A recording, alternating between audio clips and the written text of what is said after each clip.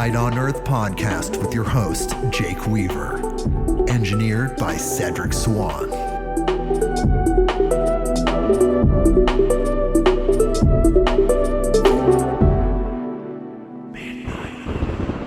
Hey everybody, we're back with another episode of Midnight on Earth. I'm your host, Jake Weaver, and we're here to bring you more knowledge, more light, and more love. Another incredible guest. We just find the most incredible people out there. We have another one. He's on the show. His name is Richard L Haight. He's a best-selling author, master of four samurai arts, and just an incredible human being. We're going to talk to him in just a second. But first, I need you to do something for me. Check out waveblock.com, and there you will find EMF shielding stickers for your Apple iPhones and AirPods of various styles. It is well known that these devices that we use that are a part of our daily lives, these Apple iPhones, the Bluetooth AirPods, they emit EMF radiation that has been shown to be damaging to the human body. And children who are using these devices more than anyone, research on the impact of EMF radiation on children suggests that because children's brains are smaller and thinner than adult brains, they are believed to be much more absorbent. In fact, as much as 3 times more absorbent. This means for children, EMF exposure and risks are even higher. This company, WaveBlock, has created a product that protects you. These products protect you.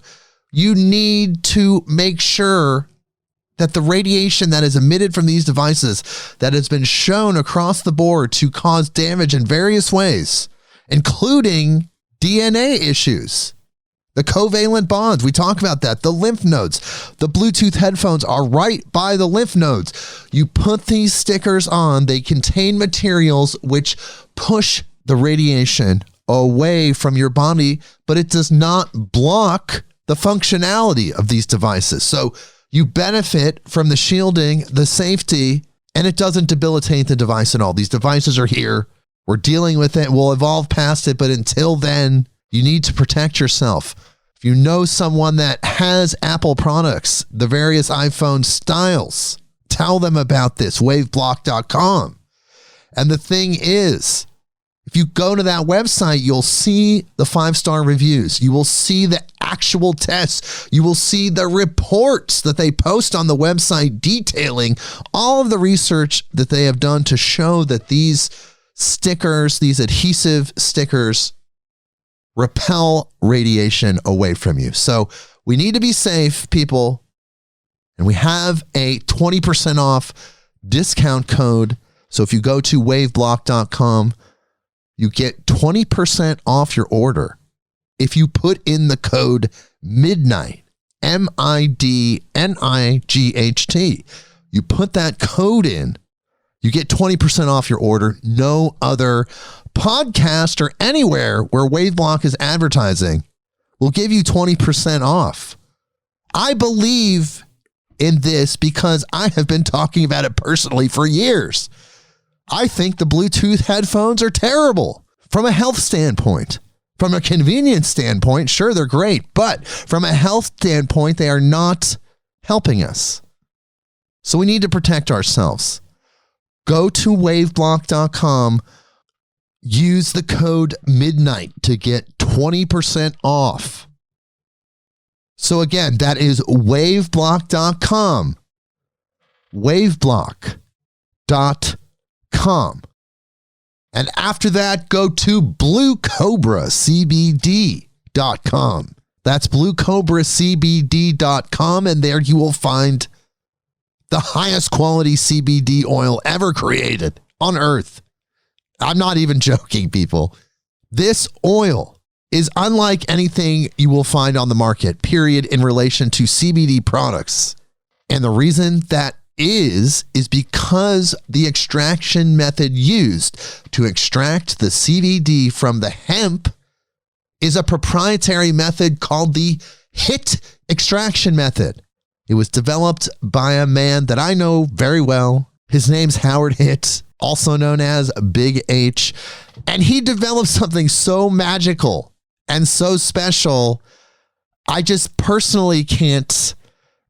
I keep trying to describe it every week. So I don't want to say I can't describe it. I keep trying from all these different ways to help people understand that in the ocean of CBD products that are out there, with some of the chemically extracted CBD products that use chemicals, solvents, and gases, this is the only product that is like this. There's nothing else. This is the top tier of all CBD product. I'm not joking. This is not an exaggeration, an embellishment.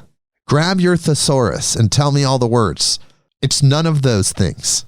Howard uses no chemicals, no solvents, no gases in the extraction process, his HIT extraction method. It is 100% natural. It's 100% organic. The hemp used is 100% organic, Oregon-grown hemp.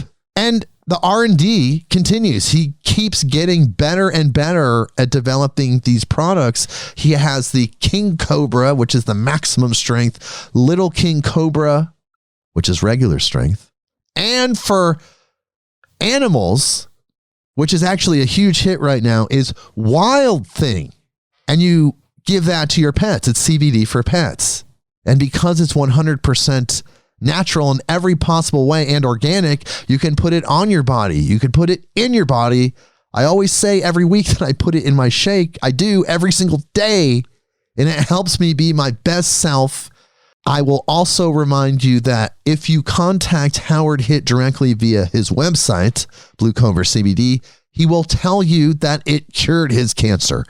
I can't tell you that, but I can tell you that he will say that if you contact him, and he is honest. I also know that it affected his diabetes from his story. He feels it cured his diabetes. I can't make that claim. But he can if you contact him directly. And he will tell you stories of people that he interacted with that shared a similar story where they found their cancer in remission. I'm not a doctor. I can't give medical advice. I can't say that.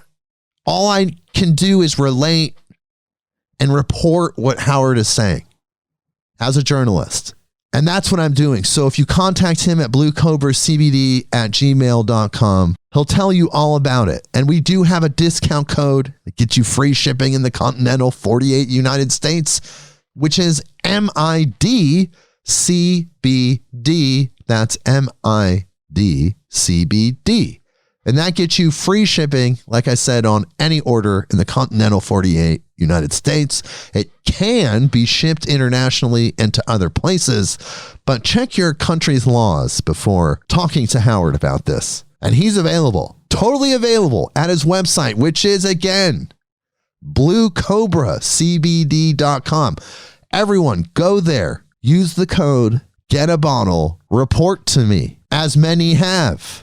bluecobracbd.com. And lastly, one more thing. Follow me on Instagram at midnight_on_earth. That is the address. You can go there. You can follow us so you know what's going on. Spotify, Apple Podcasts, Google Podcasts, Stitcher, Podchaser, wherever you go to get your podcasts, please click the button that connects us, the follow button, the like button, whatever that button is that connects us. Click that so you know what's going on when we have these new episodes, these incredible guests. And most importantly, as I always say, please tell a friend, tell someone that you know that loves these type of podcasts, that would like to know about the Genesis Code and so much more that Richard is about. He has several books. You know that person. You know them well. Tell them about this podcast. midnightonearth.com. Okay, so we have that out of the way. And now I am going to read Richard's bio. Here we go. Richard L. Haight is a best-selling author and the founder of the Total Embodiment Method, which is an awareness training system designed to integrate meditation into one's daily life. Richard is the author of several books, including The Unbound Soul, The Warrior's Meditation, and The Genesis Code that we're going to talk about today. And he is a master level instructor of martial meditation and healing arts. Richard began formal martial arts training at age 12 and moved to Japan at the age of 24 to advance his training with masters of the sword, staff, and Aiki Jiu-Jitsu. During his 15 years in Japan, Richard was awarded master's licenses in 4 samurai arts, as well as a traditional healing art called Sotai Ho. Richard is one of the world's foremost experts in the traditional Japanese martial arts. Through his books, his meditation, and martial arts seminars, Richard Haight is helping to ignite a worldwide movement for personal transformation that is free of all constraints and open to anyone of any level. He now lives and teaches in Southern Oregon, USA. Hello, Richard. Thank you so much for being here. We really appreciate your presence. Thank you, Jake, for having me. It's a pleasure. Wow. I have to say, this is the first time in my life that I've met someone that is a master of more than one samurai. I mean, I actually don't know anyone that's a master of one samurai art, let alone 4 samurai arts. That's incredible. Why? I should ask you right away, why did you pursue that path? Why did you follow the samurai path? What attracted you to that? To be honest, it started when I was rather young. I just was infatuated with the martial arts. And I remember watching, I don't know if you were quite old enough to have seen it, but there was a TV show called Kung Fu. Yes, David Carradine. David Carradine. I love that show as a child. And of course the Bruce Lee movies and they had Kung Fu theater on Sunday mornings broadcasting. So I just fell in love with it. But I joined a karate dojo in the town that I was in, and it just went from there. At some point, I got my black belt, I don't know, maybe 16 or something like that, 17 years old. And then I got run over by a horse. Oh my God.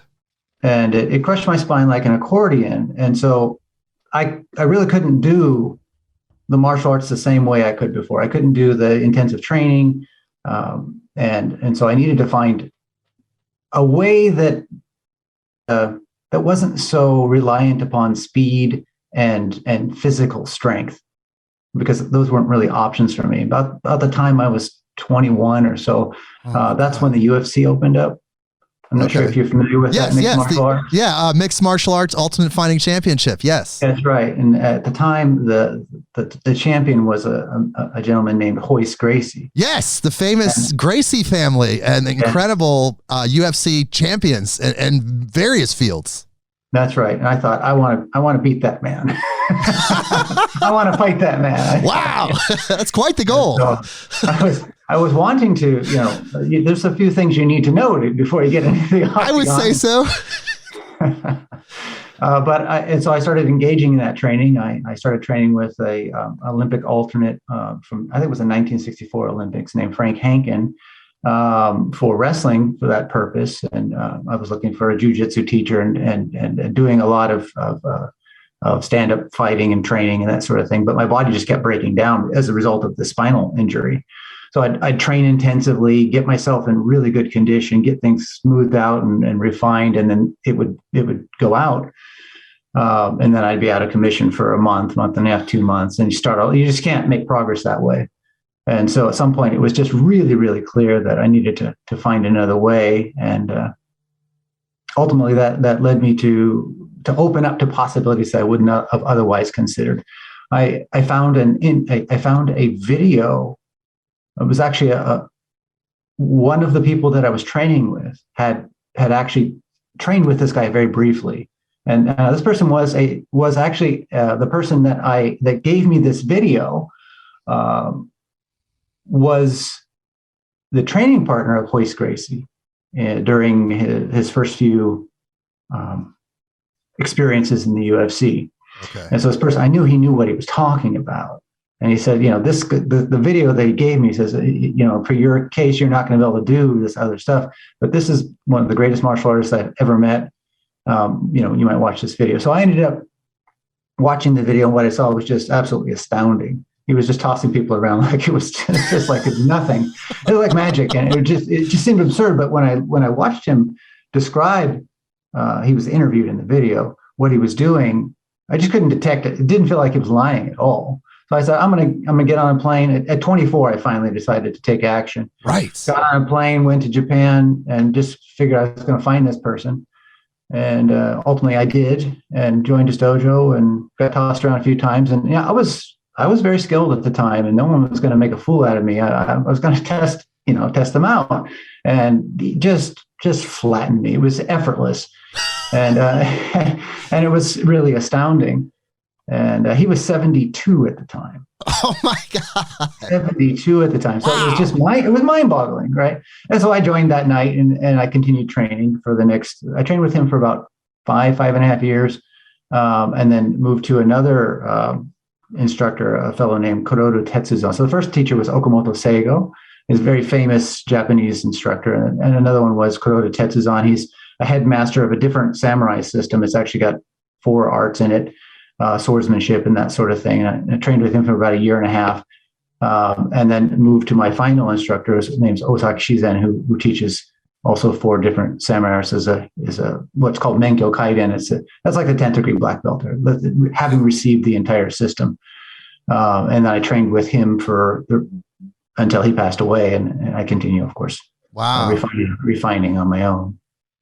Well, I think that was something that you talked about in the book, the book, The Genesis Code, when you were describing your story, which I thought was so profound, is that the teacher doesn't want to teach you the exact method that they learned and the exact thinking that they have. They want you to think about the training from independent new angles, which will then generate new energy and perhaps progress the art. I thought that was so profound, because a lot of disciplines, and you related that to Einstein, and a lot of disciplines will just kind of regurgitate the same information, the same thinking, and then it just perpetuates without any actual growth. But that's not what was at the core of his teaching, which I thought was so amazing. Yes, and to me it was rather shocking when he described that to me. The key point that is, to be fair, is that other instructors maybe have a different philosophy entirely. Right. But that was his philosophy. And I could relate to it because I did understand that generally speaking, the people who get to the highest of the highs and find new things, they're not stuck, and they're not brainwashed with a certain way of doing something. They're fresh, and their mind is fresh, and they work hard to keep it fresh and clear and open and not get slotted in. And so to me, that was beautiful. And I was a junior high school teacher at the time, and I urged my students to really explore instead of just blindly follow. Yeah, I think it's pretty amazing, because it seems like guru level thinking, where you're just really in the process of creation. You love the art, you understand the essence of the art, but you want it to move forward. It's just really progressive, deeply spiritual thinking. And so then what are the 4 arts that you're a master of in the samurai world? So there's a very ancient system. It's actually a sort of like a parent system of most modern, or modern would be not the right word. They're ancient arts, but of what exists now as the samurai arts in Japan. So there are many, many offshoots and descendants of the art that I study. It's called Yagyu Shinkageryu. It's the most famous Japanese martial art, of which there are actually very few qualified instructors. Wow. And so under Yagyu Shinkageryu, there's several different weapons you can train in, and skill sets that you can train in. The first one is what's called hyoho. This is like battlefield strategy with the sword. And so you start your training with the sword, and you ultimately aiming to master sword in terms of battlefield combat. And then from that training, you learn strategy of one-on-one combat, multiple person combat, full battlefield combat, and ultimately just refining your sense of strategy as a whole, right? To be able to see the big picture, but also deal with the finite detail, the finite details that help to make the whole. And then with another art there is called Seigo-ryu Bato Jutsu that's included in the Yagyu Shinkagyu. This is for like the samurai who essentially function kind of like as a police unit after the Sengoku Jidai. Sengoku Jidai is the warring state period of Japan.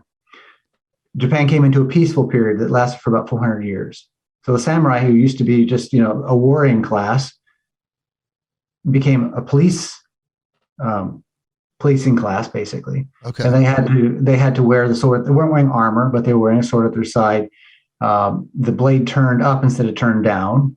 It's just to symbolize that it's we're here for peaceful purposes.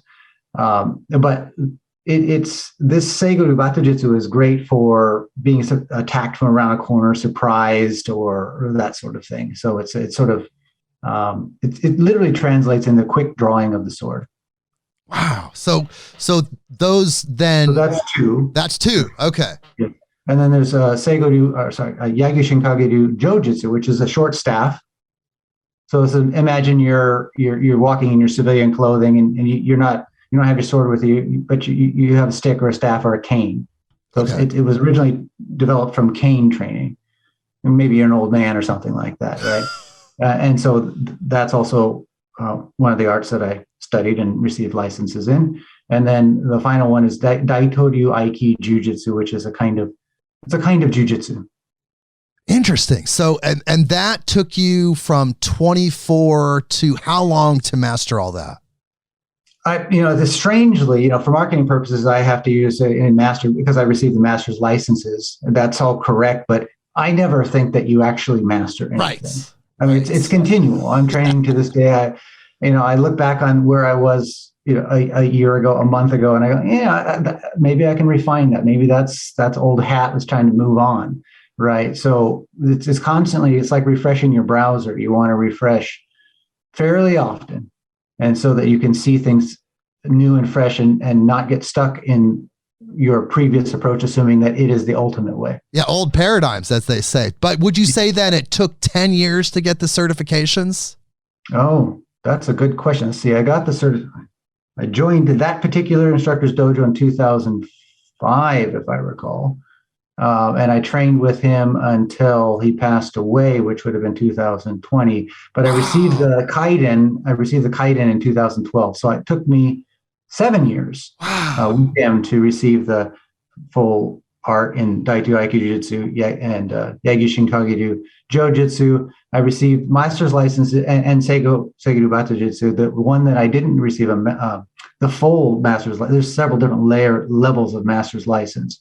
The fullest one is the Menkyo Kaiden. So that's Yagyu Shinkagyu, the battlefield sword combat and strategy aspect. I'd be maybe 8th degree black belt or something like that, maybe. Right. Yeah. So, wow. So after that training, then how would you say all of what you learned during that 7 years helped you grow spiritually? How did it make you become a more spiritually understanding person, you would say?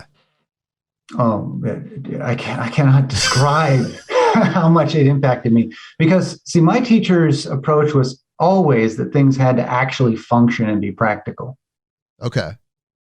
And that was a philosophy that I believed as well. It has to be functional. But most people's what they call spirituality, isn't really very functional, which means under pressure, they sort of fall apart. Right. They start to behave in ways that they themselves don't think represent spirituality or what. Right. We're all guilty of that a little bit. Yeah. To be fair, this can happen to anybody. Yes. I have had my moments, right? But so from my perspective, his insistence that everything be practical was very, very helpful to me, because at some point during our training, I had I'd had a vision. So for whatever reason, I'm just prone to having mystical experiences, and I've had them since I was a young boy. Right. In my life. And there was an experience that I had of in fact, I believe I write about it in two books, The Unbound Soul and The Psychedelic Path. This was the first time I'd ever done a psychedelic. I went to the Amazon and stayed with the Achuar people. And the shaman gave us what he called natim. It's what you would know of as ayahuasca. Right. Very big right now. Yes, yes. And so that I had a really amazing visionary experience. It was completely different from the way mystical or visionary experiences happen to me naturally, but it was just as great, just as helpful. But in that visionary experience, I saw a number of things, which maybe we might, if we end up doing and talking about the Unbound Soul or one of those other books in the future, maybe we might go into that in more detail. But one of them is that I needed to actually collaborate with my teacher. So I'd come into his training having already received a license in what's called Sotaiho. It's a type of Japanese therapy. So I studied that in Japan because of my spinal issues and bodily issues. Okay. And received a license in that. I'm not generally interested in people doing things to me. I want to learn. Right. You want to learn how to self-heal. I want to learn how to understand the principles and of whatever it is and not be dependent on somebody else all the time. And so I had also been developing my own meditation systems from probably about the age of 18. And so in that vision, I was to discuss or talk about this with my teacher, tell him the vision that I had, and then we would start a collaboration where he'd teach me the martial arts, I'd teach him the meditation and the therapy art, and from that something new would be born. And he's a traditional Japanese martial artist. He's never done psychedelics, highly illegal stuff in Japan. Right. It's just like hard drugs as far as they're concerned. You're a bad person if you do that. So the vision's telling me do that, and it felt right. I mean, I don't just blindly follow visions, but it just really did feel right to me. So when I returned to Japan, the first day of training, after everybody else left, I spoke with my teacher and explained what that vision was, knowing that there's a really decent chance that he'd just kick me out of the dojo for doing psychedelics. Right. A lot of traditional instructors might do that, sure, or just distance themselves from you. So basically, you're really not going to progress much after that. But some of the things I said in the vision struck him because the the founder of Yagyu Shinkageru was named Kamizumi Issei no Kami. He was a daimyo, or would be a feudal lord at the time of a certain province. His real passion was mastering the martial arts, and he wanted to find a fresh new way. And he'd had a vision which gave him instruction on how to do that. He'd gone to a shrine and meditated there and had a vision. So my teacher was interested in the fact that I'd had a vision that would take us to the next level. And so he actually agreed to this. He says, I'm really curious about where this is going to go. So let's give it a try. I'll teach you the martial arts. You teach me your arts, and we'll see where it takes us. Wow. And from that point on, I was already a rather advanced student at that point. So I wouldn't say that just anybody could come to him and ask for that, right? Yeah, for sure. I believe I'd already received the first teaching license at that point. And so he said, when you're done with work each day, come here early. We'll start training. We'll train privately every day and then break for dinner. And then the other students will come and we'll continue training, but we're going to explore this. And so we did that from 2009, it would be basically August of 2009 until I retired, which I believe was the next year. No, 2 years later, 2011 maybe, or something like that. And then from that point on, my training with him was every day from 1 p.m. until 6 p.m. we'd break for dinner. And that's just personal private training, exploring all of this. And then break for dinner, come back at 7 and begin training until, say, 9:30 or 10. And so do the math, I don't know, 7-8 hours a day. Yeah. Now, I was taking weekends off because I do value my family, but that time really adds up. I mean, you'd be surprised how people don't understand. It's like if you're training martial arts for an hour twice a week or something like that, your progress is going to be so slow. But if you turn it into 6, 7, 8 hours a day, you're gonna go so much deeper. So what you could accomplish in 50 years is accomplished in 3. Wow. Right. In fact, maybe what you can accomplish in that few years, you would never be able to accomplish the other way. Because of just the fact that there's just too much time. There's too much time in between and your mind's on too many other things. Right. And your body isn't actively, the key point is that not even your mind, your body needs to be doing, this is a bodily art. Your body needs the exposure and there's no escaping that fact. And it's not just thinking about it. Well, this is something that we actually talk about quite a bit. We're inside our body. You're not your body, you're in your body. So there is kind of this other organism that you're sharing a space with. It's your body. And the question there is, what is the you that's in that body? Right. And I don't mean that in some like really weird way, or I don't mean that in a super abstract way. I mean, what is it we're talking about when we say the you that's in your body? I would say it's living light, an extension of pure consciousness. That's what my intuitive answer to that would be. But really, we don't. If you were to ask the average person on the street, what do you think the answer would be? Oh, they would say they're their body, and if they say they're their soul, and they'd probably back it up and put it in a religious context and then say, well, I'm a soul, which is true. But they wouldn't even know what a soul is. That's true. So like basically we kind of fool ourselves into believing we know what we are. Right. When in the reality is we don't know what the hell we are. It's still a mystery, a big fat mystery. That is, you are the great mystery. Right. And this is, so our minds fool ourselves into believing we know what we are. And most people actually behave as if they are their ego. And when I say ego, I don't mean the colloquial sense of the term ego. Like I'm prideful or sure. Just their personality, that persona that they believe whatever they are. They believe that they are their identity. Yes. But that identity is the most recent thing that develops in the developmental process. So in the inside the womb or whatever, there are points where there's no identity. There isn't a differentiation between the baby and the mother's body. At some point, that capacity develops within the awareness of the infant or embryo. We don't know exactly when that develops, biologically speaking, scientifically speaking, but it does develop. So these are later developments. The point when you can say, I am me, that's way far into the developmental process. But you've been you even before that voice was in place. Right. You see it? Yes. And potentially even sorry. I was going to say potentially even through multiple lifetimes, possibly. Right. Well, when one could believe that, one could perceive that, the belief and the perception are not necessarily the same thing. Right. Some people have actually had experiences of seeing past life, that experience. We can't say that that's actually, it might be an illusion, might be an hallucination. It doesn't matter. It doesn't matter as far as I'm concerned. But that's different. Actually having sort of seen it is different from just hearing a story and believing it. And what I'm saying is different. They're stored in different parts of the brain, that information. Like biologically, it's a different experience. You follow what I'm saying? So essentially you're saying that our human experience and how we're processing it is completely different than the true self's ability to process its experience.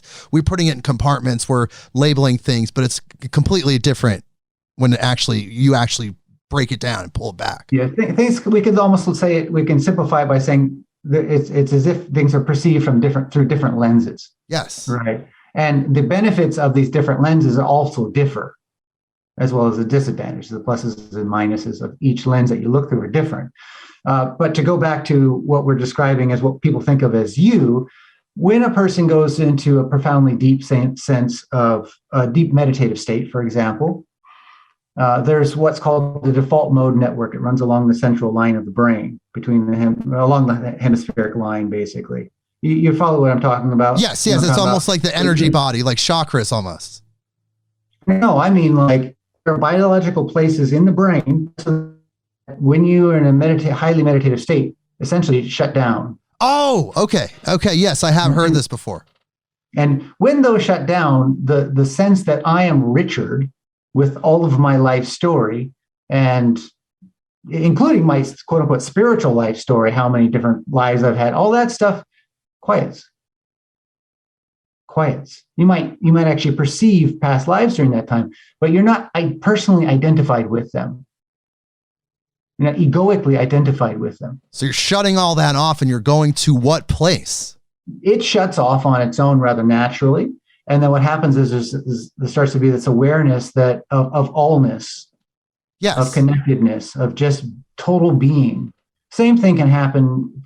Many people describe similar experiences on psychedelics. So psychedelics, so Johns Hopkins University and various, right now there's a lot of research going into psychedelics, have shown time and again through MRIs that this, what we call the default mode network, does indeed shut down with psychedelics.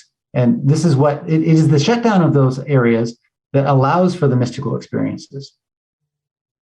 So when the ego quiets, the mystical experiences occur. Right. So is the ego chattering that energy? Is it almost like an energy field that's blocking that pure signal from coming in from the divine, you could say, almost like distortion, like a rejection field, but then you shut that off and then the divine energy, the divine information comes in? I would suggest that it may be the opposite, that divine energy is always there. It's just deeper within the system. And you shut it off, it reveals itself.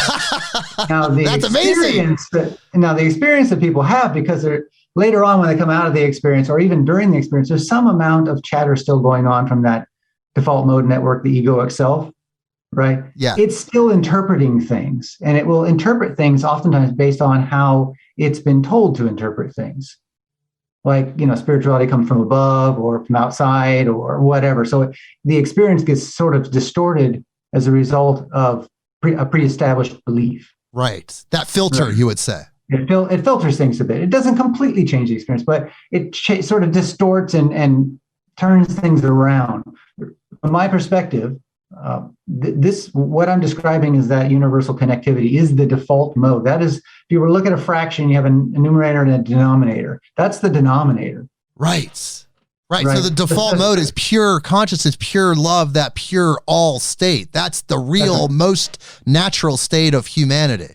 Yes. And it is just crystal clear. It's clarity, complete, total clarity. Because there's an awareness of information, pure information all around you, the divine, the love, the all. So like you said, pure clarity, because everything's perfect in that moment. An awareness of the nature of being, we can say. And so it's not in a non-judgmental state, right? It's in a non-biased state.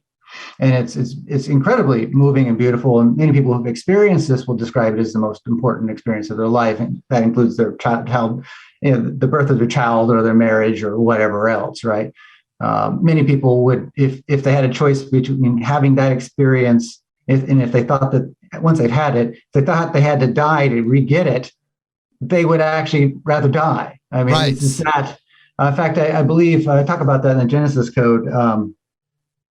Been fasting, by the way, audience. I've been fasting for 10 days now. So names Dostoevsky. He wrote a book. Do you remember the name of the book that I wrote about in the Genesis Code?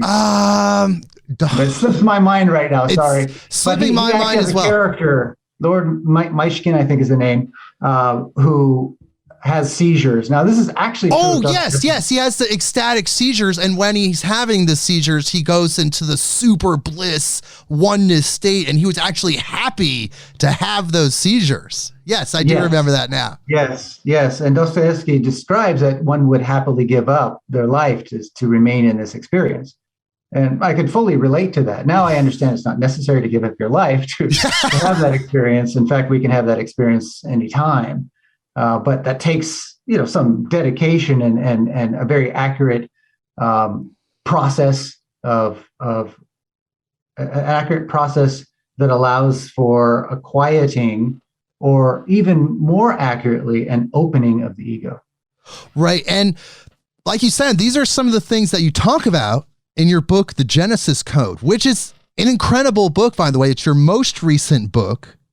And really, it addresses a situation that I've talked about personally, and I've talked with other people that are in the spiritual, new age, metaphysical scene, and they all kind of have this same perception that the Bible, as we know it, the Old Testament, the New Testament, is incredibly mistranslated and has been mistranslated so many times that a lot of the real meaning, the esoteric meaning, is lost. Yes, that's right. In fact, it doesn't take a lot of sleuthing to find out just how distorted the Bible is. And this is unfortunate because many people who have used the Bible as a reference for their own spirituality, which includes Gnostics and Christians, but also other people, have been told that belief that the Bible is infallible is essential in their study. And right. So simply suggesting that there may be some things you might want to look at critically here in the Bible is, in their mind, is undermining their relationship with Jesus or God. Blasphemy. And so they would reject it. It's quite natural if you had that belief that you would have to reject right. Any criticism of the Bible. But unfortunately, maybe there's something actually much more profound hidden in that book that you're missing as a result of being blinded by your biases and beliefs. And really just mistranslations, because you mistranslate one word the wrong way and it can completely shift the meaning of what the intention was.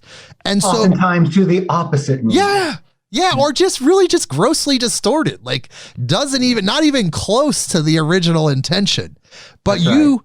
Base this book on a really good translation of Genesis by a man named James D. Tabor. And this book is called The Book of Genesis, a New Translation from the Transparent English Bible. So how did you find this book? And then what made you determine that this book was authentic and as accurate as you can get translating Hebrew to English? So the book was actually recommended to me by one of my close students, Linda Latorres. And I've kept contact with several students that are quite knowledgeable about religion. And I was going through a process of having mystical experiences. For me, they're very common. I would suggest that probably almost half of the days of the year I have mystical experiences, and they're often at night. But one night I had a mystical experience. So that relates to a vision that I had as a young boy. You mind if I share that a little bit? Oh, yeah, go ahead. I'll preface it. So about 8 years old when this particular visionary process began. I'd been going to Bible study school. It was a very fundamentalist type, exclusive type form of Christianity. And after going there for some time, the leader of the Bible study was determined to enlist us children to convert our parents right to Christianity. Yes. On pain of them going to hell should they not convert. Right. I remember that in your book. Seems a bit weighty for an 8-year-old child to take on. Because see, we were shepherds of the Lord, and they were. It didn't matter what they believed. Even if it was another type of Christianity, they were certainly going to hell unless they were of our school of Christianity. Right. Being 8 years old, it's not like you've developed a lot of your critical thinking skills. Right? And so I was determined, because I loved my parents, to convert them. So I went home that evening and had a conversation. I remember asking if they were willing to have a discussion about religion, and it was like full stop. Everything in the house just like time stopped for a minute as my parents tried to work their way through it. My 8-year-old child wants to have a conversation about religion with me. What's wrong with this child? That's that sort of experience. And then after a little pause, okay, if you're willing to talk with us, communicate with us as an adult, then we would have that conversation with you after dinner. And so I was, quite happy about that. We had the conversation, and it was primarily between my father and I, he was more knowledgeable about Christianity. He had read the Bible, And so basically his concern was that the God that I was being introduced to was not a very loving God, because what happens to people who've never heard of Christianity or just have another type of Christianity? How do you determine which one's the right one to go to? And would a person who had not been exposed to the specific form of Christianity that was right, just because of their ignorance, deserve to go to hell and suffer for eternity? Would you love a God? Would you respect a God who behaved that way? And after thinking about it it didn't take long to think about that. I certainly wouldn't respect any human that behaved that way or thought that way. And that's like the lowest form of thinking, as far as I'm concerned. Even at 8 years old, I felt that way, and I realized I would actually hate that God. I would certainly not respect them. And so, but that kind of showed you that there was these compassionate kind of plot holes, you could say, for a compassionate person to read this stuff. You're like, hey, wait a second, this isn't in sync with infinite love here. God is supposed to be, the divine energy is supposed to be infinite love. And now we're talking about penalizing people that may have never gotten the phone call, and now they're going to burn forever. That's not compatible with infinite love. That's right. That's right. And when he introduced me to other religions that have similar teachings, it was very confusing, because how would you possibly know if they're all saying the same thing? So basically, they're just hurting you with fear, right? They're hurting you into their religion through fear. And that did strike me as a massive hypocrisy, even though I didn't know what that word was at the time. And so, yes, that's basically what it doesn't take a lot of if you're willing to set aside the fear and look at it honestly, you wouldn't respect. I mean, we don't have to go into agape, which is that universal love, to compare to even personal love. We wouldn't want to be in a personal relationship where that was the nature of the relationship, right? It's just out of bounds type of teaching that's not helpful for anybody who's on a sincere, honest path, or an explorer or a seeker. I suspect it's not helpful for anybody, period. But there you go. And so that was sort of the basis from which I suspect that may have opened me up. And it was after that I started having these mystical experiences. So what would happen is I would wake up in a dream. Have you ever had a dream where you were awake within the dream? Was it like a lucid dream? Yes, very, very many times. I could tell you probably similar stories that you have. But yes, it's a very powerful experience to be fully conscious in the dream. I think they call it lucid dreaming. Lucid dreaming, that's right. I don't think this was actually lucid, but it sort of, have you ever had the dream where you dream within a dream? Yes. You wake up from one dream to find out, and you're actually in another dream that you then wake up from. They're like layers of dreams. This was probably more like that. Okay. Right. Because I wasn't actually freely conscious within this particular dream. But so I woke up in the bed, the room's aglow with this soft, warm light. And I sense that there's somebody in the room. And I look off to the left, and there in the middle of the floor, lying flat on the back, is a man. Which, of course, if that was a real situation, you'd be terrified. There's a stranger in your room while you're sleeping, lying on the floor, a full-grown man. But there was no fear. In fact, I felt this feeling like I should approach this person. It was total trust.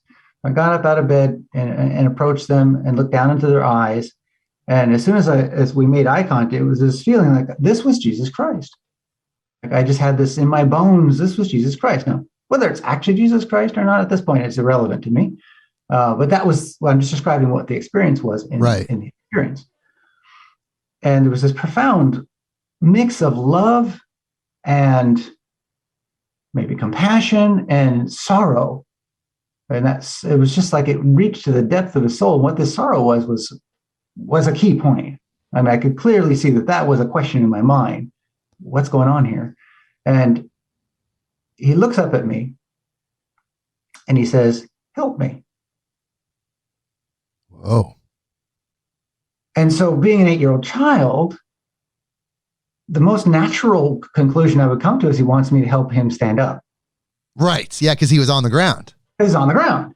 Right. So I grab his left arm with both hands and I try to help him stand up, but it doesn't work. His wrist just kind of squishes in my hand like a water balloon.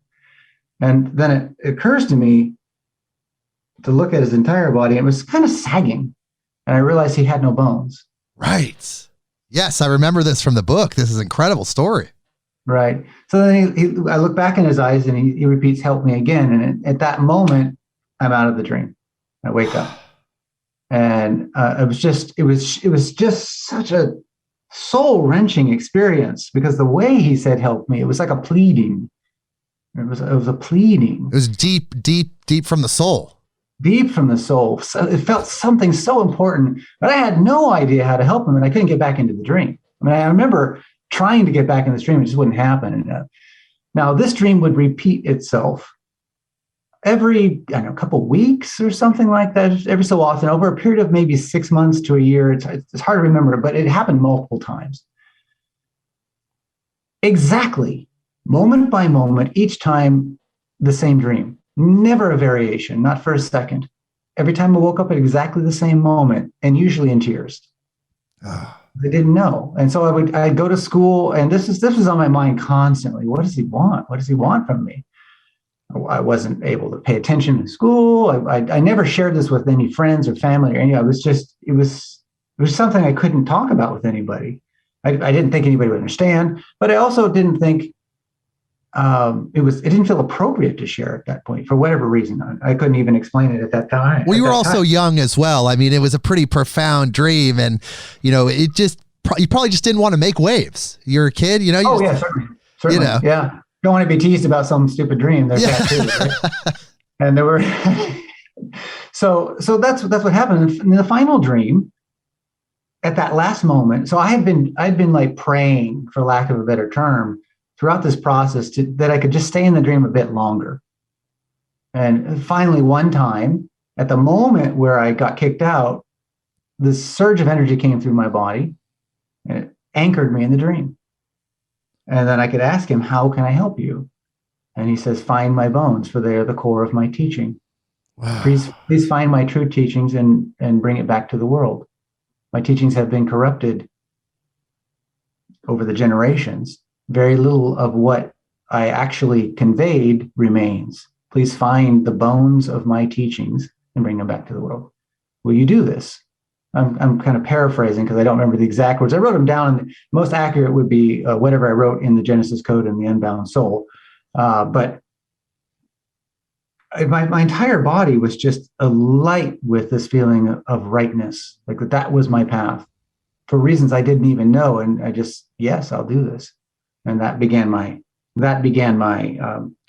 path.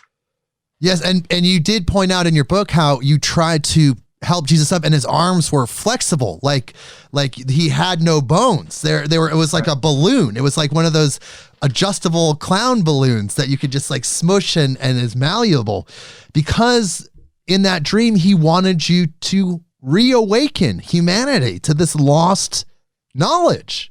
That's right. And so that gives us sort of a little background of the direction of my life. And then maybe a few years ago, I don't remember, I think it was sometime maybe late in the beginning of 2020, 21 or something like that. So very recently, I had a vision or mystical experience that revealed to me the bones of his teachings as they were found in the Bible. And so I saw a Bible flipping from the back all the way to the beginning. And it stopped on Genesis 1, and then slowly the pages flipped. I could see the text, and the text was highlighted. The key points were highlighted until I got to the end of Genesis 3. And that is the core teaching, is found there. Everything else evolved from there. You're visually seeing the highlighting. It's like a light, an ethereal light that's pointing you into these various Even points. Simpler than that. It was like a yellow highlighter pen.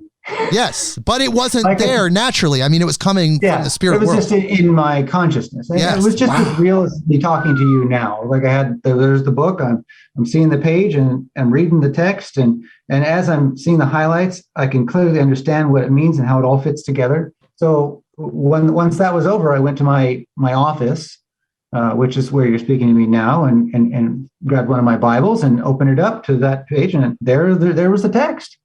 It was just as I saw it, which is a confirmation the vision was helpful. I always like to verify things. Sure. Because I don't want to convey anything to other people that would waste somebody's time. Right. People's time, that's the most precious asset you have, because you can't get it back. Right. You can't get it back. So I try to convey things in my books that are very helpful and practical, or any of my teachings for that matter, very practical and helpful, and that will save people a lot of time.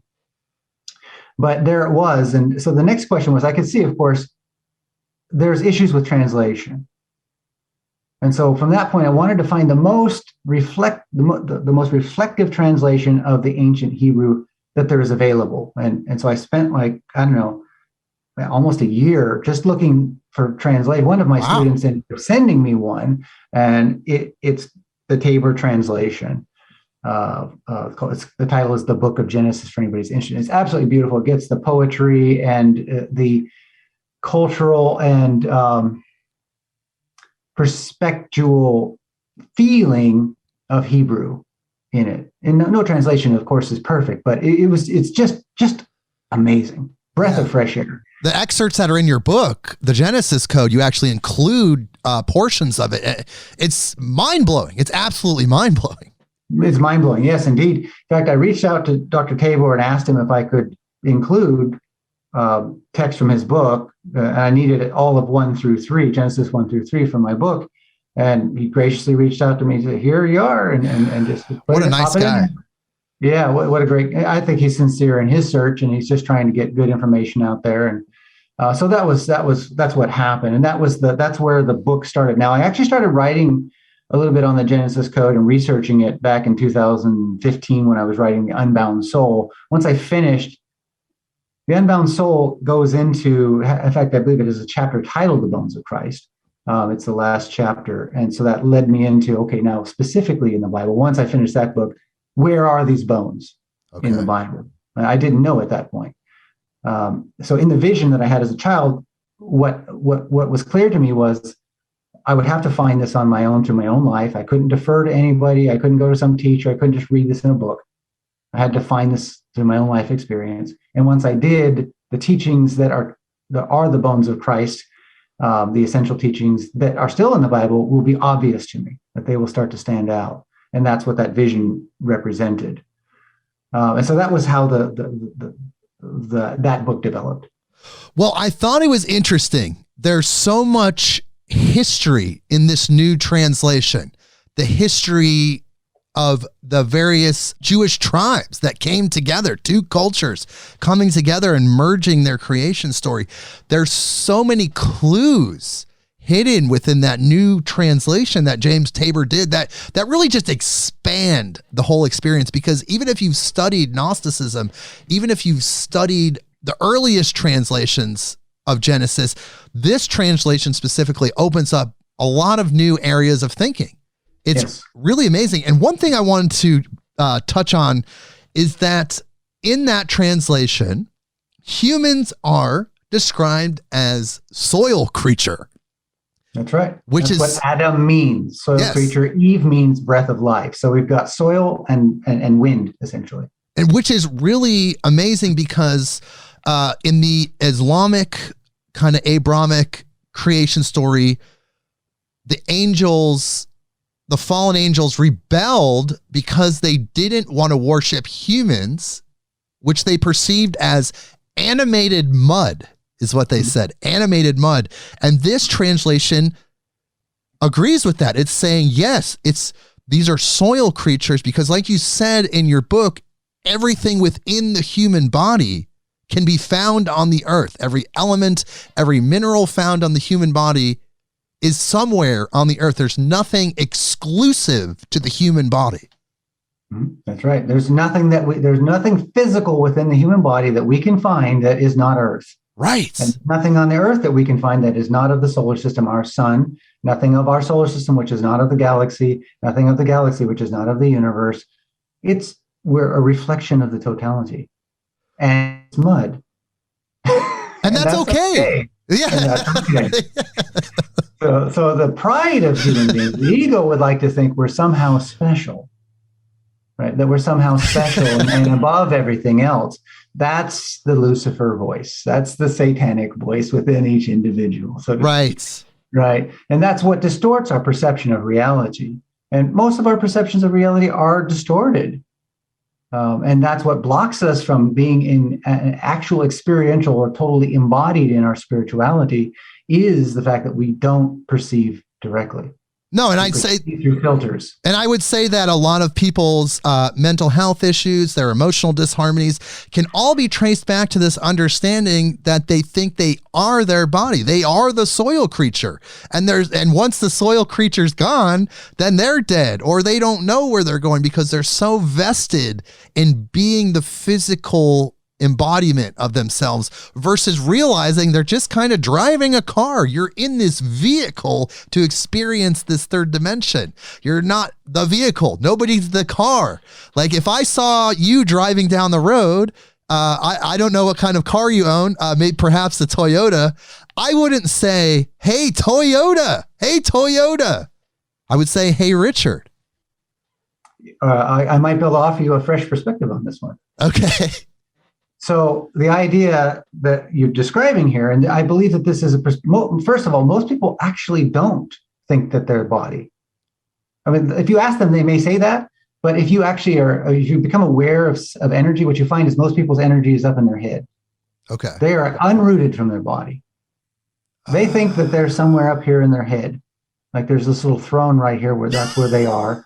And that's what people think. And so their movement is distorted by the fact that they're moving away from their body. They're not rooted in their body. And the other, I suspect, perception that's holding us back is that they're thinking of the body as being a thing, an object, like you just described as a car. Sure. That they're riding. But let's play a little game here. Okay. Is there anything in this body that is of this body, in this body, through this body, that is not the earth that you can point to? Not at all. You can prove nothing. All right. So then the next question is consciousness. How is it that we have a mind and a consciousness? If there's nothing here that's not of the earth, then how is it possible that we have consciousness? Mind. Yes. Ego. Mind. That we can have this conversation at all. That I can say what experience is like, what it is to be. How is it that voice can exist at all? If there's nothing here that is not of the earth, does that not mean that the earth has that within it? That the atoms, the molecules themselves are conscious? I'm not saying that they are conscious. I'm not saying that they have the same kind of intelligence. An insect has a different type of intelligence than does an animal. You know, a dog can sense many more sense than a human being can detect many more sense of smell, right? Than a human being can. They have a different way of perceiving things. Some animals see in at night, see in infrared and that sort of thing, right? Sure.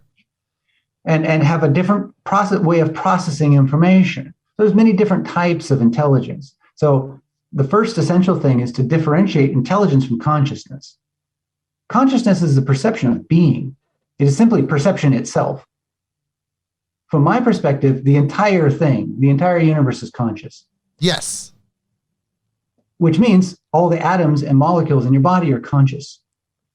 Which means you don't have to have something else sitting in your body that makes you conscious. There didn't have to be a separation of a spirit and the body. The body, the molecules, the atoms, the cells, they're all conscious. They're all spirit. Everything is spirit. Every rock, every tree, it's all conscious. When it comes together in a human being, it develops the intelligence to say, I'm a human being. I'm Richard. You're not me. That intelligence allows, that egoic perspective allows the body to navigate the world when it's not aware of that innate consciousness. It's a fundamental quality that allows the body to survive. It's not wrong. It's actually right. Like the universe couldn't be experiencing through a human body were it not for that ego. Right. There has to be some separation. From my perspective, doesn't have to be, but there's a phase, a growth period, like a process where that sense of separation develops so that the ego can develop, right? At some point, one can transcend that. But it's a maturation process, we'll say. From my perspective, whatever this is just the universe exploring itself. My body is the universe exploring itself through a certain lens, just as your body is the universe exploring itself through a certain lens. The universe is what I am, or the innate, most default consciousness is actually what I am. It's not a who. It's my fundamental nature. That same fundamental nature is in your body. So while we're having this conversation, I'm not talking to somebody else. I'm talking to me. Wow. You are me in another body. I am you in another body. It's like two hand puppets talking to each other, not recognizing that they're connected by hands to a central torso. And so there's no need to have this idea of a separate spirit that's outside the universe that comes in and inhabits a body and drives it like a vehicle. But could that information exist on different layers? Like, could you say that the multidimensional experience would be existing as a body, a spirit in a body, and then another layer would be just consciousness existing as the body and as you, but then somehow you have to combine all those different layers to form an even bigger perspective? Or would you say it's really just about growing and evolving and getting to that point where it's just all consciousness, it's all spirit, whether it's a physical body? Every dimension to me is just another area of exploration of consciousness. Okay. Consciousness is throughout all of it. Whether it's a physical quote-unquote dimension or a non-physical dimension is not relevant to me. They're all explorations or perspectives of consciousness, exploring its own nature, playing a game of seeing itself from different perspectives. It's actually geometrical. It's systematic, and it's a play. It's a game. And so when Jesus is on the cross, that story of Jesus being on the cross, they say God is on the cross suffering. That's actually in a certain way true.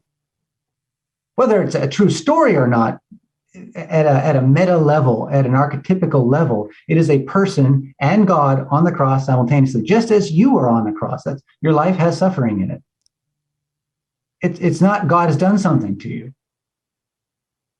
It is the experience of, and when I say God, I just mean conscious, like the fundamental consciousness. Of course, right? Yes. I don't mean a bearded guy on a we're not talking about religion here. Yeah. I don't mean an old bearded guy in a cloud, and we could toss out the word God. I mean, it's it's fine. I love that word. Our listeners are very aware of the universal God, of just the mystery, the all, that sense. And so when I say, it's the same way when I say universe, people think I mean the physical universe only. I mean universe as like whatever it is unified. The totality of being. That's what I mean by universe. That includes what we look out and see of the physical universe, right? But what we see is just a tiny fraction of the totality. That's pretty mind-blowing to think about, because it really awakens the Christ consciousness, the Buddha nature, the Krishna consciousness. It elevates you to a place where you can process more information. It's interesting, although I would suggest we switch the geometry. It actually is simpler. It's not an elevation. You're right. It's internal. It's the basis. It's an internal dropping down to the very depth of so the highest level of your perception, what it will say, is like the thing that's furthest removed from your root of being is the egoic self. Yes. And it keeps wanting to go up and up and up. In its pride. And the reality is we simplify, we go down, we make the thinking simpler, not more complex. Drop down deeper into the body, and there we find this awakening. The awakening comes through is actually a physical experience. It's an embodied thing. If you keep trying to go up all the time, you have to fall back down. Where is it that you can't fall from? The lowest point. Man. You cannot fall from the lowest point. You fall from the heights. Every time you try to go up, you will fall again. The reason you fall is because the truth is at the basis. It's not up there. Right. It's inside. What has to happen in this awakening process is that you fall through a kind of inner hell, which, for example, Carl Jung would call the shadow. Yes. And this shadow is essentially a whole system of lenses and biases, traumas, and many, many things. It's a lot more than I've ever seen documented. I have a course that walks people through it. I don't actually recommend people to take this course unless they're willing to open a door that they know they will never be able to close again. Okay. And knowing that when they go through this door, they're going to start to encounter their inner hell, which is all the things about their life that they have not wanted to see, things that they haven't believed they're capable of seeing, things that terrify them about themselves and life. All right. So I don't want to go too deep into that here because it can actually open people up to that and just talking about it in a way that they cannot close the door again. And some people who have a propensity towards psychotic breakdown can have breakdowns just from that exposure. Because they just can't process the information of the traumas or the mistakes they've made in the past or whatever they've experienced that's in the shadow part of them, as Jung would say. That's right. And so what happens is there starts to be a kind of turning away from reality. And that can lead to a psychotic break. Oh my God. It is ultimately a turning away from what we call the shared reality, right? But if you feel like you're strong enough, if you feel like you've trained yourself enough to where you could handle something like that, then you're saying that is one path to get to that inner root of enlightenment, that inner enlightenment. There are some temporary shortcuts. So we can take a psychedelic that might get us to that, to have what we will call a peak experience or psychedelic experience. Sometimes meditation can do this. But if it's going to be a permanent embodiment or a full experience that is lasting through your daily life, you have to go through the shadow. There's no getting around that. You have to go through the shadow, right? So in a sense, Jesus had to go to hell before he could open up. The Buddha had to go to hell before they could open up in this way, right? And just as every person does. And so there's no doing this without tremendous courage. Courage is the first thing. And I would suggest there's no such thing as an actual coward. There's only people who believe they're cowards. Yes, they have the inner divinity locked up within them, and they could embrace that just like every other human and heal themselves and move forward. That's right. And so what ends up happening is you're not going to be able to find that courage or reveal that courage until you start facing challenges, because courage doesn't exist without fear. So many people in the spiritual path are saying there's no fear. I shouldn't be afraid, or that kind of. That's not helpful. Fear is exactly right. It's not a problem. Right. Turn into it when it's necessary. That's courage. There is no courage without that. Right. And that's what's liberating, because as you do this, you start to realize, wait a minute, there's enough within me to do that. It's a real revelation of the profound strength that's within you that allows you to move through the difficulties. And I think that you can amplify your courage with faith. And I'm not talking about the faith that's, like you were saying earlier, as things are generalized, faith in a religion or just faith in some information that you can't prove. It's really just having the absolute belief in the divine being love, and that the divine's with you in all your decisions. So that courage to embrace the shadow can be backed by faith, depending on your relationship with that higher mystery. Now, there's another way of looking at this that can actually be very helpful if you're willing to see it from a different lens here. Of course. That's what we do here. So what we're doing is we're working with language. Okay. And in fact, in the Genesis Code, I talk about what is described as the logos. This is a Greek term. Yes. The logos can mean many, many things, one of which is reason, one of which is true words. And one can't get to reason until we have true words, of course. If we're not being honest with our language and definitions, then we're lost. So we basically got three words we're going to be working with here. One is belief. Okay. One is faith. Are these the same thing? I'm going to say no. Why not? Why are they different in your mind? What is different about them, I guess we could say? Belief seems to have some sort of concrete, kind of like material, three-dimensional definitions to hold up its truth. And faith, while maybe having some of those belief parameters, is also requiring multidimensional information to then strengthen your perspective. So it's outside of the third dimension, I would say, is what faith differs from belief for me. All right, perfect. Okay, so I'm going to give a bit different explanation of some of these things. Okay. So the first one is belief. And so we'll just be really simple and practical, almost like from an evolutionary development point of view, to get a sense of really finite definition that's functional. I have to believe that my hand reaching out to grab this bottle that has water in it, I have to believe that, one, my hand can actually reach out and grab this bottle, or my body simply won't do that. I believe I'm strong enough to do it, all of that. I have to also believe that that water is a nutrient, or my body won't drink it. That's the most basic definition of belief. Now, belief is essential for your body to do anything. There's no getting around it. You wouldn't do anything without a belief that that doing it will accomplish something, right? And so everybody is a believer. It's just what they believe in, isn't it? Now, there's some beliefs which, like, I could believe that there isn't a sun outside, like, with regards to the perception of reality. I could believe that. I close my eyes and go, there's no sun outside, and try to create this belief. But no one would say that that belief is true. Like, from a physical measurement point perspective, right? Yeah, no one believes it. That's my personal truth, right? It's basically bullshit, right? It's bullshit. Yeah, right? just like, because anybody can say, go outside, look, there's the sun. Now, that's great that you believe that, but come on, we're all here looking at it. So then my choice, if I want to maintain that belief, is to put my head in the sand. Yes. If my sense of being and existence and feeling of being worthy depends upon there not being a sun, now the value of my soul is at stake. I'm not going to go outside anymore. I'm never going to look up. Right? That's a lie. Yes. Right? But we have many things that we call beliefs that are in fact lies. Right? They're not functional. And they're actually compensations for a feeling of a lack of worthiness. I need to be saved.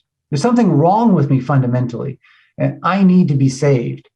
And so I have to believe in a certain thing in order to be saved. It's my rabbit's foot, right? It's my rabbit's foot. But that may not actually be true. And it's actually indicative of a lack of faith. So one of the things that Jesus said, which is it's brilliant, he says, have the faith of a mustard seed. If you have the faith of a mustard seed, you can do these amazing things, is what he said. What does that mean?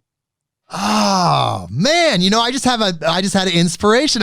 My whole life, as a kid, you hear that Bible verse and you think, you have the faith that's measured this small, right? Like, people think of like physical measurements, but right. Now I'm realizing, just talking to you, your energy, I'm thinking it's morely the faith of the process of the growth of the mustard seed. Because if you plant the mustard seed, you put water on it, the mustard seed activates the DNA, the roots happen. All of these things happen by pure faith.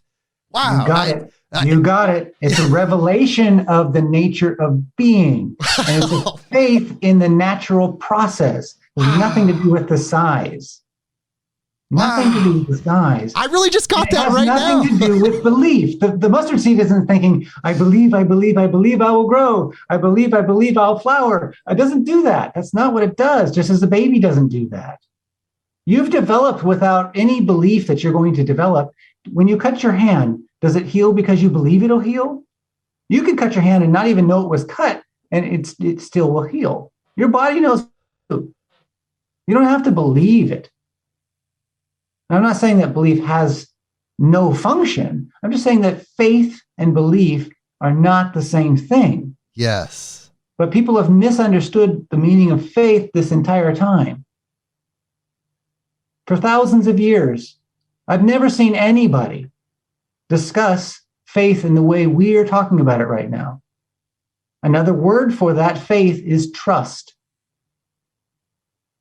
Yes. And this is what you talk about with your trust experiment. Yes, that's right. That's right. And so let's separate the words into three. We've got belief. We have what other people call faith.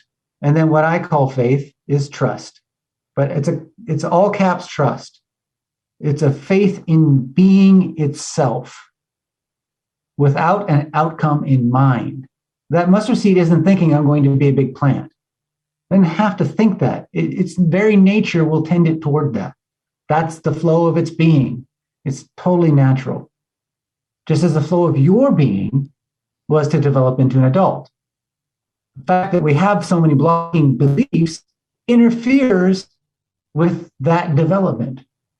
There are areas in the human being that haven't developed and haven't matured because of denying the sun, as we talked about earlier, because of our beliefs and biases. And these beliefs are not all just religious. Some of them are scientific, or at least they're narratives that have come through faulty science. Yes, societal. And there's a lot of faulty science out there too. Yeah, societal beliefs. I mean, you could apply that same formula to all different sectors of human behavior. Yeah, cultures, the story of your life is a hindrance to you. It has a function because you'd like to wake up in the morning and know where you ought to be going, and that's included in the story of your life. Like, I'd better go to work, right? Because you remember it. It's not that the story of life is wrong. It's just that we believe it to be so true and we cling to it. Softening it is what allows our mind to refresh, like a web page refreshing. Right. Right. Softening our beliefs is the key, because as we soften them, that allows that descent into the body and the trust that in the body's own intelligence. Now, ask yourself this. Can the egoic perspective, the story of your life, everything that you believe true to you, and your thinking mind now, that most people think of as themselves, is that superior to the intelligence of the body? I'm going to say no. Okay, the question would be why? Well, I would say because the intelligence of the body is rooted in the intelligence of the all, the true flow of the universe. I mean, just like we said with the mustard seeds, the intelligence of the body is backed by the faith that you were talking about earlier. And so the other type, so much knowledge and information in the body, like yes, more than could ever be held in any supercomputer. Yes. Think about what your body does in every moment.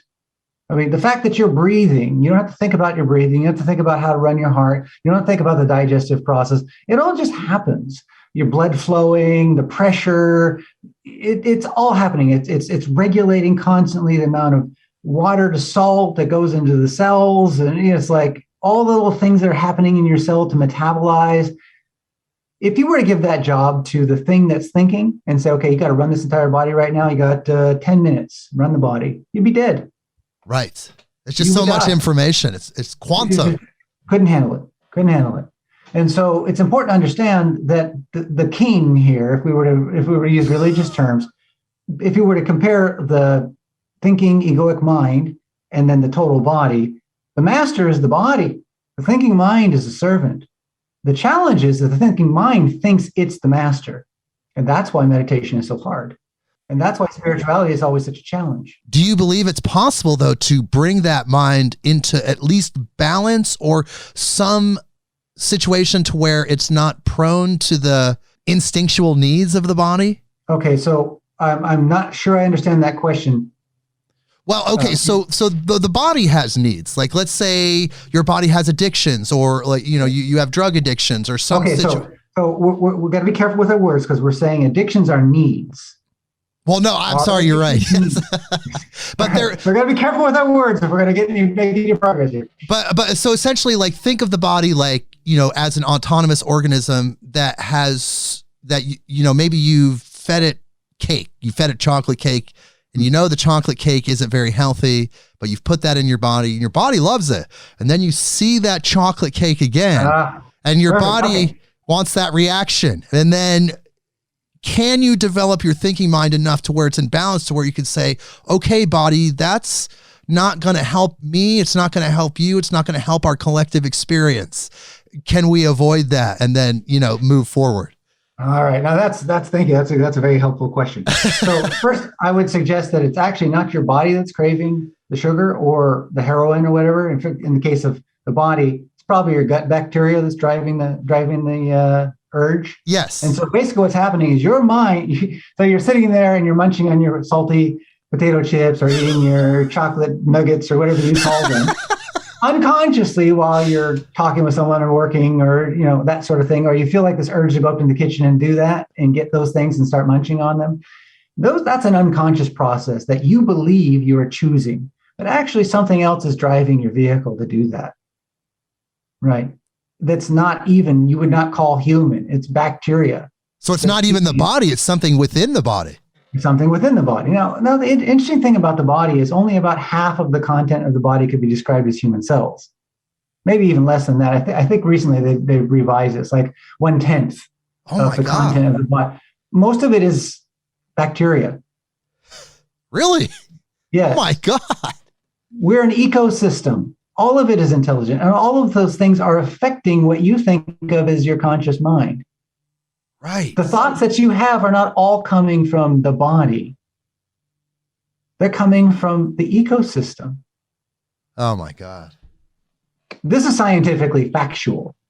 This is heavy information. These are powerful downloads. There's people listening to this or that will be listening to this that are flabbergasted like I am. This is incredible information. And so this is just a reflection of whatever we will call you. You're incredible. You are a freaking amazing mystery of being. This is true. This is to everybody in the audience. You are the great mystery. The question is, do you trust that? And are you willing to explore that? And so what's happened with my body is, so part of your question was, is it possible for the thinking mind to become aware of these things? I guess that's what you're asking? Yes, and then maybe work around them in a way that's functional that could benefit you. So one of the most fascinating things that occurred to me in my training in Japan, and I suspect that many people can have, if we really search our experiences, we'll discover a time in our lives where this has happened and we can consciously point to it. But through the system of therapy that I studied, if this, what I'm going to describe, occurred, and it started happening in the martial arts when I got to a high level, is what I would call autonomic movement. Are you familiar with the autonomic nervous system? No, it's not ringing a bell currently. Okay, so we have the cranium that holds what we think of as the brain. Now, from my perspective, the brain runs through the entire body because there is no disconnect from what we call the brain in the head from the spinal cord, right? From the nervous system that runs through and it extends through your hands and all of that. And so to me, the entire body is a brain. Like that's how I see it. When I'm communicating with somebody, I'm listening to what they're saying. But by far, the more important thing is what their body's doing. The energy that's coming from the body, what it's communicating. And it's communicating so much more than the thinking is, than the thoughts conveyed, than the words are conveyed, right? That's telling me the truth of that individual's psychological circumstance. Right. And bodily circumstance, right? So the entire body is again, conscious system. And this includes the cells. It's not just the nervous system.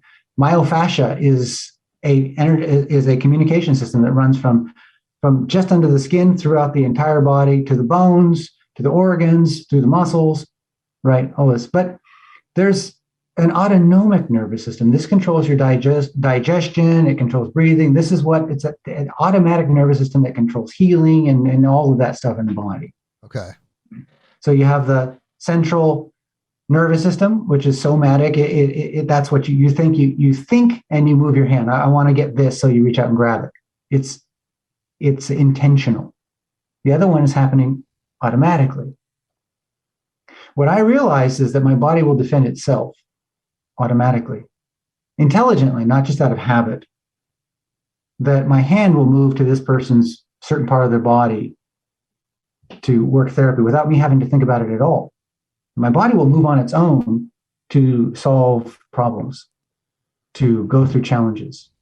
My body has awakened in a certain way that is probably very, very rare. My body does things on its own, and I'm watching what it does. So my wife had this experience relatively, I think it was maybe last year. I don't remember exactly what it was that she was having to choose between, but there was some question in her mind. She wasn't sure what the answer. I think it's this particular thing. She wanted to point to give me the answer. Her finger pointed to the other thing. She said, I think it's that thing. The finger was right. Her body picked the right thing. Her mouth, her thinking mind had it wrong. Right? That's autonomic movement. And the trust I'm talking about is for that. Okay. The trust I'm talking about is for your body's innate intelligence that repressed by the egoic mind. So when I talk about this thing, it's actually extraordinarily natural, but people have almost never experienced it. It sounds so mystical and so far from them because it's been so repressed they don't even remember it occurring in their lives. But it's actually there. It's just been covered over. And the more that we start to trust in it, setting aside our biases, working through the shadow that biases us, being extremely honest with ourselves first, but being extremely honest and authentic, not trying to mask, not trying to be this certain character or that, putting on a show for people, but deeply, deeply honest. What happens is there starts to be this clarity, and that innate intelligence reveals itself, and it's brilliant. And would you say that intelligence is then connected to the collective, the all? Yes.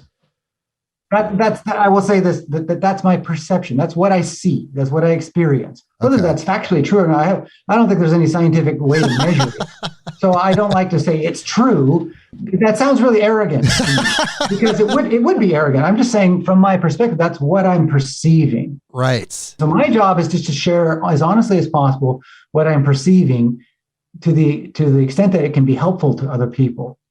Yes. That's it. That's my job as an author. That's my job as a speaker. That's my job as a mentor. That's my job, period. To save everybody as much time as possible. Okay. And then from there, I mean, you said you're a rare person, you feel like, that kind of has this understanding of that autonomic nervous system. But have you met other people that are kind of skilled in that way? It seems to be the case that this happens for people that generally take whatever skill they have to extremely high levels. Usually it's physical stuff. Okay. Like martial arts, for example. I've met other martial artists who have developed this capacity has emerged in their training at some point, and that's become to the forefront of their training to that one area of their lives. Interesting. So perhaps this really deep training, like you're saying, conditions the body to be more in harmony with the mind. And yes. Then you have this both separate and collective experience with the body. That's right. That's my perception of it. And now it can be compartmentalized to just whatever particular skill area that you've been studying. My interest was not that. I was interested in that skill area, of course, very interested in martial arts, but I was interested in that it bleed into the therapy. I was interested that it bleed into the meditation. I was interested that it be throughout my entire daily life. And with persistence and a lot of exploration and real honesty and authenticity and the willingness to go through very, very painful experiences that we will call shadow stuff and facing fears, this quality has emerged throughout my daily life. Wow. It's possible for anybody. So a lot of things I'm saying here, you're saying this is all new information, this is profound or something. Yes. It's because it's coming from my body. I'm not regurgitating anything anybody else said. I don't care what they say. Right. Because that information, if it's true, is at the core of your being. So instead of having to follow what somebody else says, so many people are just repeating what their teacher told them or what they read in a book. But that's not authentic. How do you know that's true? Have you dove down into the depths of your being? Have you explored every nook and cranny of your subconscious mind and all that shadow content? How do you know that heaven is up? How do you know that? Right? Yeah. You don't. Actually, right. If you're being honest, you really don't. It's when you go down into the depths and you open your eyes to fully see without flinching, these things reveal themselves. And the revelation is a tremendous correction. It's a correction of your body, your mind, your environment. All these things spill out into your environment. You're going to start to relate to people differently. You're going to start to be interested in things that maybe you'd put aside because, like one person that I mentored at some point, they really love pottery, but they stopped doing it. They stopped doing it because they thought it's just a hobby. It's just a hobby, quote unquote.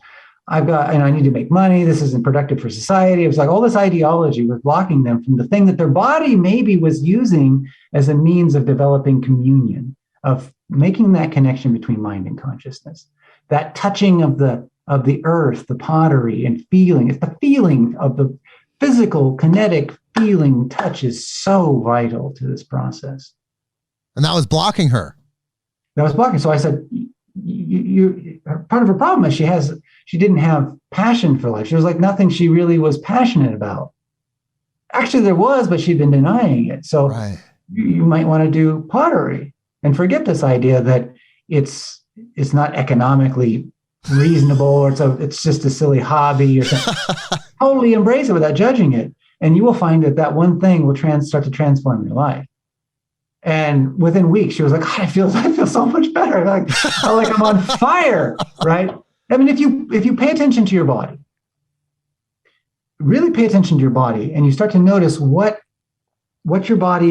your body feels as it's going through different activities, your body will reveal to you what your path is, because you will be totally engaged in it.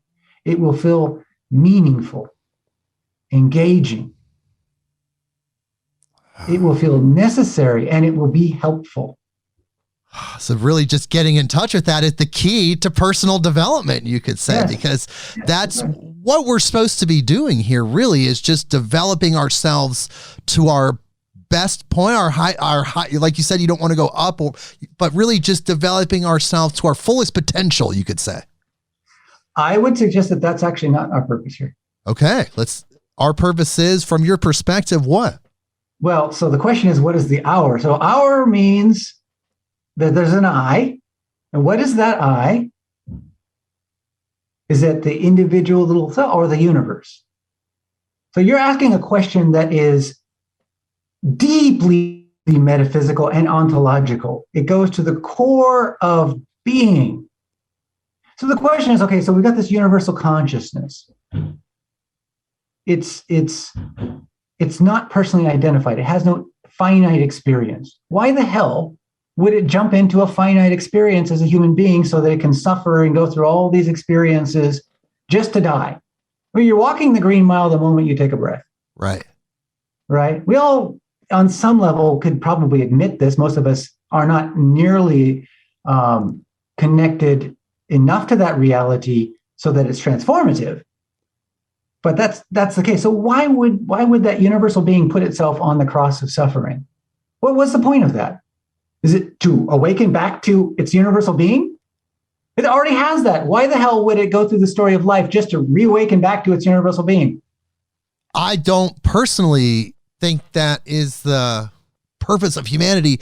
My thinking lies in the unification of humanity to then be in a more advanced state. Really, it seems like the purpose of... Is that not an egoic judgment? It's hard to say. More advanced from what? From conflict, strife, racism, things like that. Things that separate us and keep us from acknowledging each other's inner divinity. All right, perfect. Okay. If there's only one thing that actually is, right, this consciousness, there's only one thing that actually is, from what does it need to awaken? From what does it need to change? What's the problem? Yeah, it's very true. I mean, it is a lot of spiritual teachers will say everything is perfect. It's going exactly how it should be. And everything, there really is, like you said, nothing to awaken from. But it does seem like on one layer, just like one layer, we do need to heal each other and get to a place where we're healed at the very least. So we're describing a need here. Yes. We're describing a need. Definitely. And, okay, so if you tell that need to, let's say you described a racist, right? I would suggest there's actually no such thing as a racist. I'm not saying racism doesn't exist. I'm not saying people who believe that they hate other people doesn't exist. I'm saying that nobody is a racist. They're human beings. We're not labels, right? Right. And when we start to communicate with each other, absent the labels, that is the healing. The labels are just a way of shaming people, of manipulating, right? So just being honest will lead us, like with our language and with ourselves, will lead us to what you're describing. And we don't even have to call that spiritual. We don't have to ever say that it's spiritual. It's just being totally honest to the reality that you are not a label. And starting to see and live through that honesty. And also being honest that whenever I label you or myself, what I'm actually doing is manipulating. I'm labeling you to try and hurt you so that you will do what I want you to do. I'm labeling myself, I'm lazy, in hopes that somehow that's going to motivate me to actually take action. But what you find is, have you ever called someone a racist and they stopped being a racist as a result? No, never. It's a completely useless strategy. Yes. And maybe the goal isn't actually to stop racism. People are doing this. Maybe the goal is that they want to feel morally superior. There is that intention for some people too. But for other people, though, it's just to kind of help shift the thinking. Maybe not even really just label. It won't work. It won't work. I mean, you can see that. Yeah. If someone calls you, you lazy bastard, that's not going to make you, that's not going to endear you to them. It's not going to endear you to them. Right. So, I mean, I'm not really making a political statement here. Sure. No, I understand. I'm actually talking about the way the ego projects its own insecurity onto other people. Yes. And so if we want to stop racism, stop labeling people. And more importantly, stop labeling yourself. Because you cannot love yourself so long as you're manipulating yourself. And the reason you manipulate yourself is because you don't trust yourself. That's why you manipulate yourself. Right. You're trying to create like patterns in order to circumvent what you think where you might fail. Yes, you're trying to create a profound inner pressure that will cause you to move in what you think is going to be a healthy direction, when actually what you're doing is you're just kicking someone while they're down. Yourself in that situation. Yourself in that case. It's not love. And what's really suffering is the body. The body is suffering. Every time we label ourselves, the body experiences anxiety. The systems are thrown off. It's hampering your health. Right. And we're not, because we're so disconnected, like our awareness is up in our heads, we're so disconnected and unaware of the subconscious and the body that we often don't detect these things. And so the answer is trust, less moral judgment, more discernment, more care with our language, soften the beliefs, soften the labels. This process isn't complex. It's actually rather simple. You're stripping everything down. It's an unfolding, an unbinding, a stripping away, a simplification. And that allows for the mind to settle into the total intelligence of the body. And then, strangely, what happens is you start to have such a profound clarity that starts to cut through or clarify areas of past teachings that have gone astray over the years, that have just been passed on teacher to student, like rotely, but that aren't accurate. And many of these teachings have been translated, and so they're distorted anyway as a result of translated or brought into a new culture. And just, I find this also very regular. I mean, on a personal level, my students will take something I said and I'll hear them talking about it, and they completely distort it. I mean, it's instant, because as soon as you say a word, you don't own it anymore. Right. It's now taken on by their body. Somebody else's filters. Yes. And they've turned it, and now they think you said this certain thing, but actually their mind created what what they think you said. Now, you might record what I actually said. How is it possible that you heard something completely different? Because you're doing something completely different. Your explanation of what I said is completely different. How'd that happen? That's a great moment of awakening. Yes. To realize that you don't hear reality. Your mind is constantly painting reality and distorting it and believing that distortion to be true, and then projecting anger out or love out or whatever emotion out onto the world because it gave you faulty information or said something you don't like, right? In actuality, your brain created it. Now, some people actually say things that are not helpful or hurtful, right? Calling each other names, and you may actually accurately perceive that. But a lot of these things are just miscommunication. And the individual's distrust for their own body and so many inner divisions that are these biases that are filtering information in ways that don't reflect reality, maybe at all. And then we're acting our own beliefs, which have nothing to do with the other person. And it's not fair. It's not honest. And that is the state of the world we're in right now. I know. It's very powerful. All the things you said are really powerful. And that's what I was thinking, actually. You said that. It just seems like, yes, that is the state of the world right now. What you're saying is we can fix that with communication. Miscommunication. It starts first with communion with your own body. Right. That's where it all starts, first with communion and trust and respect, love, respect, acceptance, appreciation for your own body, as if it were profoundly intelligent, but you've just not earned the right to hear its intelligence yet. And then from there, as you develop, that's when the global healing begins. It starts to spread because people around you start to take it. There's this interesting thing, and I've noticed this again and again. As the individual becomes more embodied and more fully present and authentic, there's a breath of fresh air to be around them for other people who are also interested in that. Now, an individual like that can be quite terrifying to someone who really doesn't want to see their shadow. There's plenty of people that don't like what I'm doing.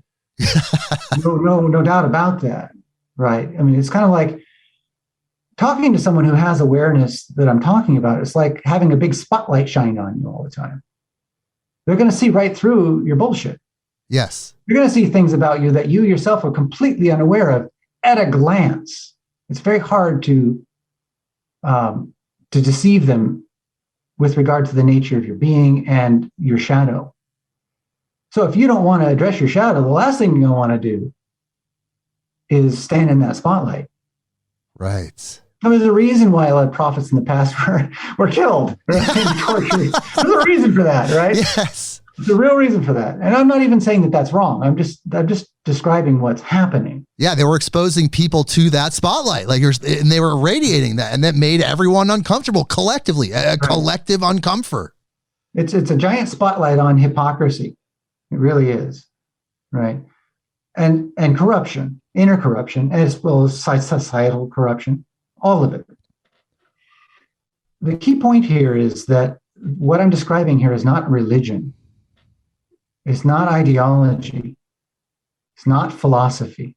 All those things are developed through the mind with a closed ego, looking for formulas to solve problems. This realization or revelation is a result of trusting the body. And the body's intelligence is what is communicating, not the egoic self. This isn't philosophy. And as soon as we say someone should do this, we're now creating another moral judgment system, because if they don't do it, they're wrong. Right. And now we're labeling them again. Or they will label, usually they're labeling themselves, I should do this, or you're expecting me to do this, and I'm not doing it, so I'm not living up to your standards. Now there starts to be distrust again. No, this is a breath of fresh air. Let's keep it a breath of fresh air.